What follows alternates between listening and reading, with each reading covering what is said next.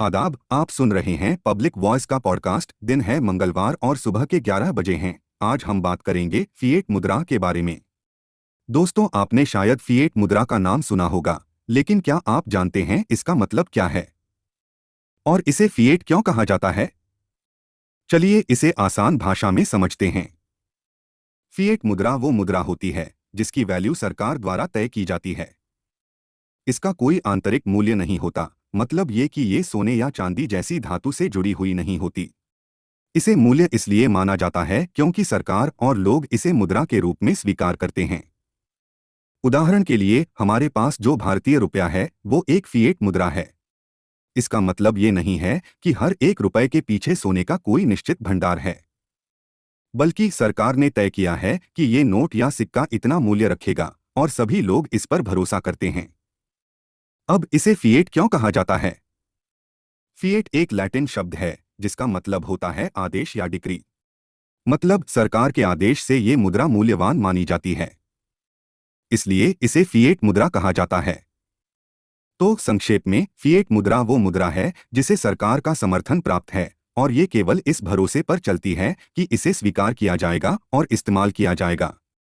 उम्मीद है अब आप समझ गए होंगे कि फिएट मुद्रा क्या होती है और इसे फिएट क्यों कहा जाता है। एक छोटा सा ब्रेक, बने रहिए हमारे साथ।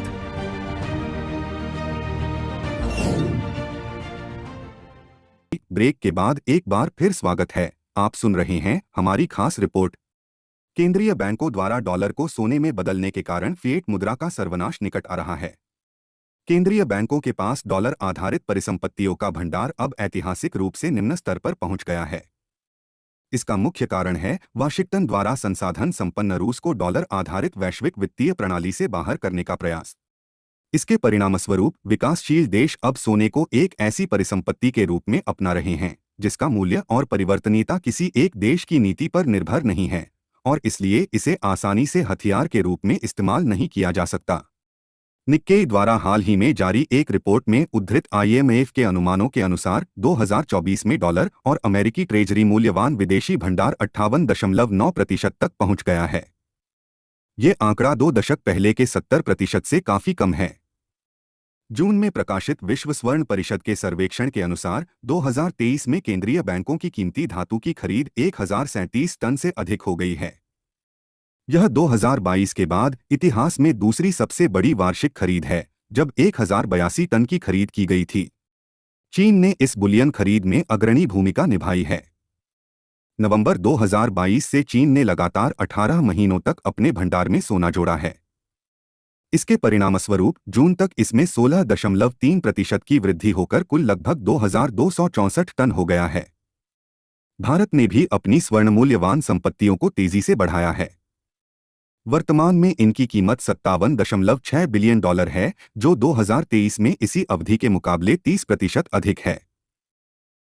भारत ने 2024 की पहली तिमाही में लगभग 19 टन सोना खरीदा, जिससे कुल भंडार 841 टन हो सकता है। विदेशी देशों में केंद्रीय बैंक की संपत्तियों को संग्रहित करने के जोखिमों से संबंधित वेनेजुएला, रूस और लीबिया के खराब अनुभवों को ध्यान में रखते हुए भारत ने हाल ही में ब्रिटेन से अपने सोने के भंडार का लगभग 100 टन वापस घरेलू तिजोरियों में स्थानांतरित कर दिया गया हो सकता है। तो यह थी आज की खास रिपोर्ट। जुड़े रहिए हमारे साथ। आप हमारा चैनल लाइक और सब्सक्राइब करके हमारा साथ भी दे सकते हैं।